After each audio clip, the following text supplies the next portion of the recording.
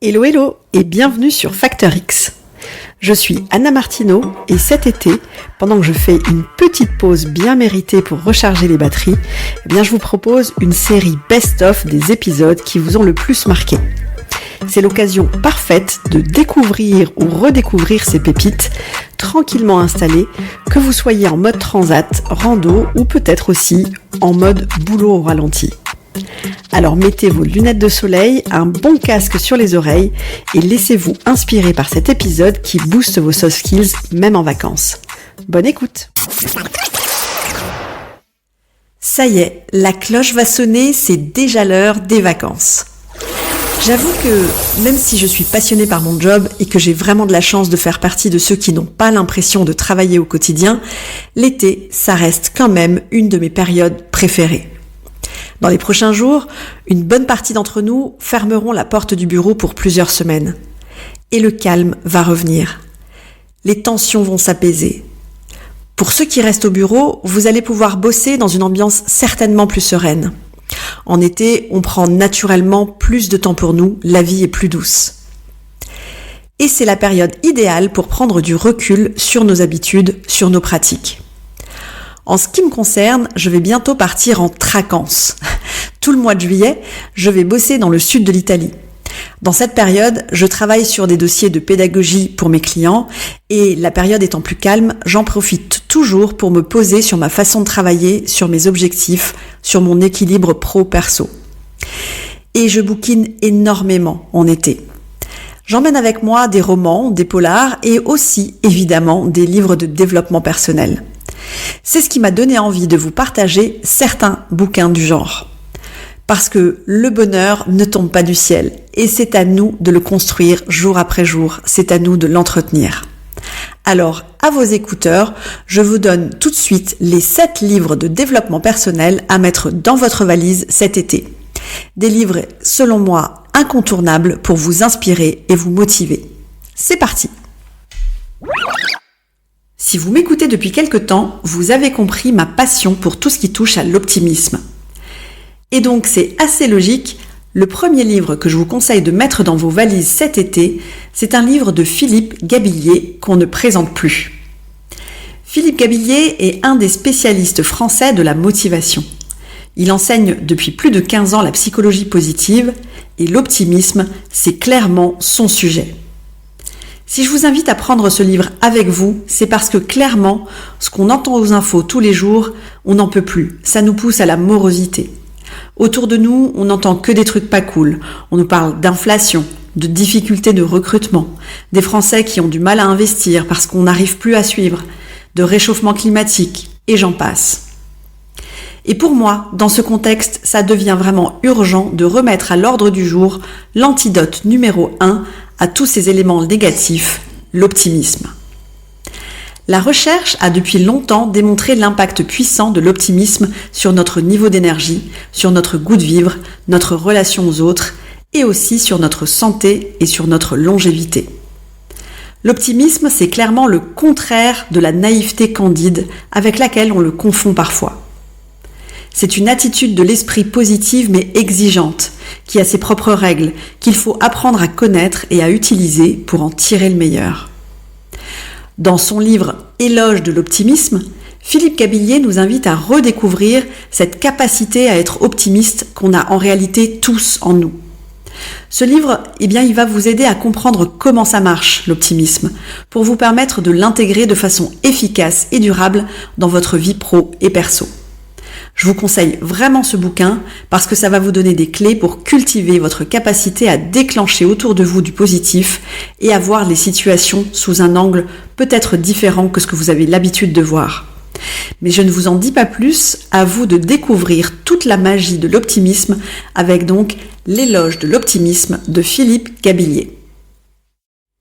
Le deuxième livre que je vous conseille, c'est L'art subtil de s'en foutre de Mark Manson. Ce livre a connu un énorme succès à sa sortie et à mon avis, c'est parce qu'il regorge de conseils pratiques. Lisez-le que vous soyez entrepreneur, salarié, jeune, adulte ou étudiant. C'est vraiment un livre qui s'adresse à tout le monde, en tout cas à tous ceux qui ont envie de se simplifier la vie et d'aspirer à un peu plus de simplicité.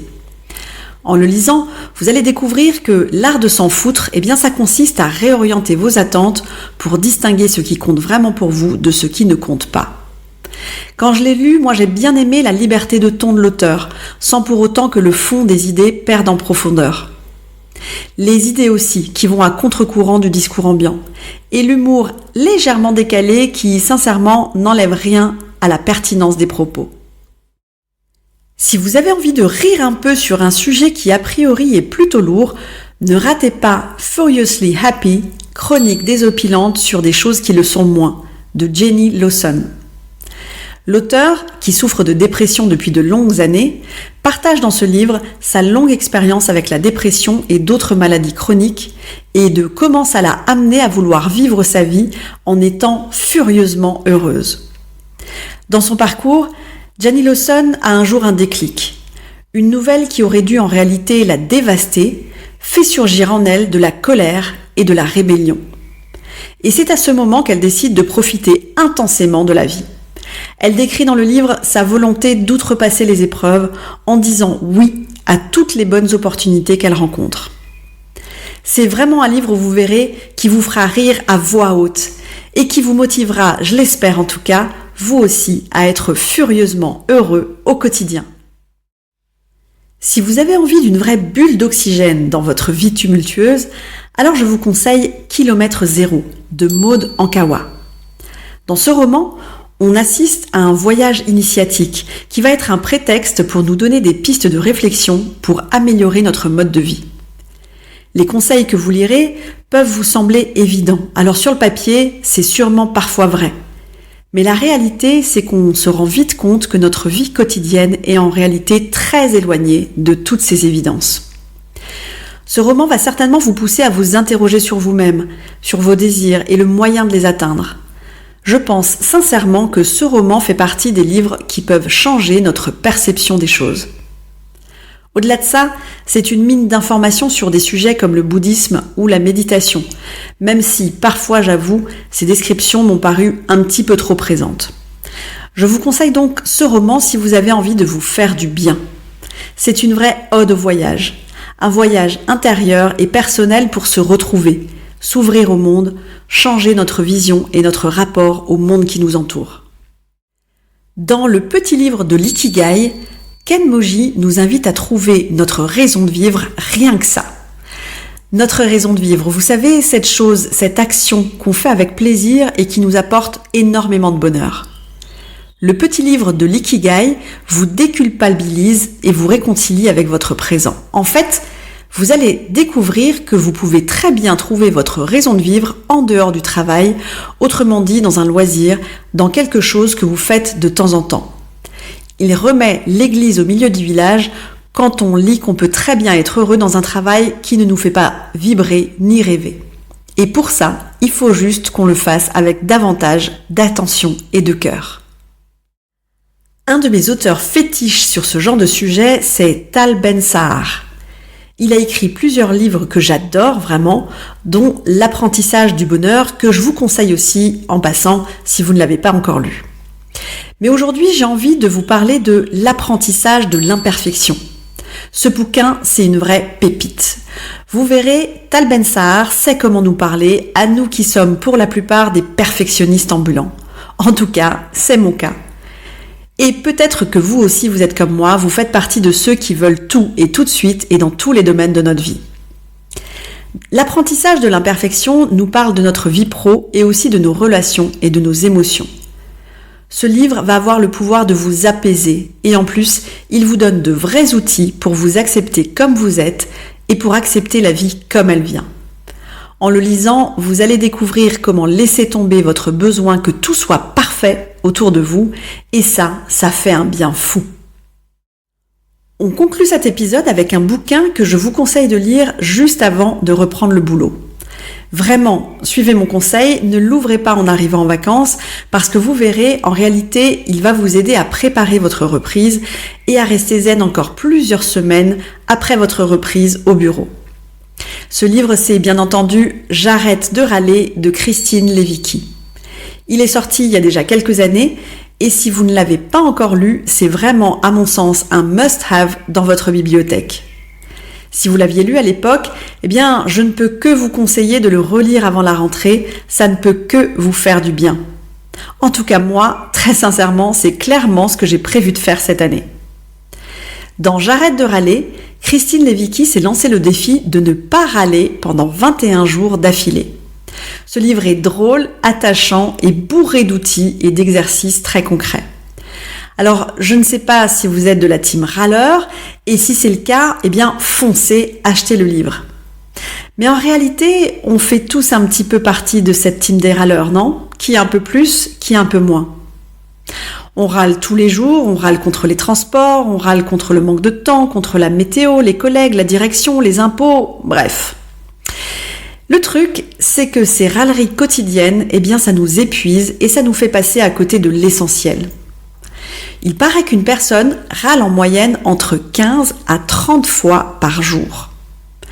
Et si ça devient vite insupportable pour notre entourage, c'est finalement tout aussi énervant pour nous-mêmes. C'est frustrant, agaçant, fatigant.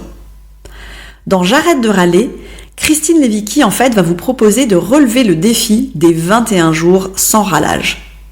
Avec ce challenge, vous allez tourner le dos à ces énervements et à cette fatigue que la râlerie engendre et vous allez retrouver plus de calme et plus de plaisir dans votre quotidien. C'est une méthode en fait toute simple en 4 phases et très efficace pour transformer votre quotidien. Ce livre, c'est un véritable cadeau que vous vous faites pour repartir du bon pied à la rentrée. Et c'est aussi un très beau cadeau que vous pouvez faire à votre entourage parce que c'est sûr, tout le monde en a besoin.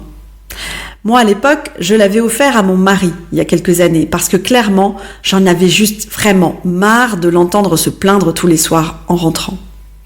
Il y a eu une période où vraiment, je trouvais ça insupportable. Quand je lui ai donné, il a souri un peu jaune, mais n'importe quoi, c'est quoi ton truc ? C'était en réalité au tout début de notre relation, à l'époque où il me prenait encore pour une timbrée avec mes trucs de développement personnel. Et un jour, va savoir pourquoi, il a fini par le lire. Et surtout, il a arrêté de râler. Alors, offrez-le vous aussi à votre entourage.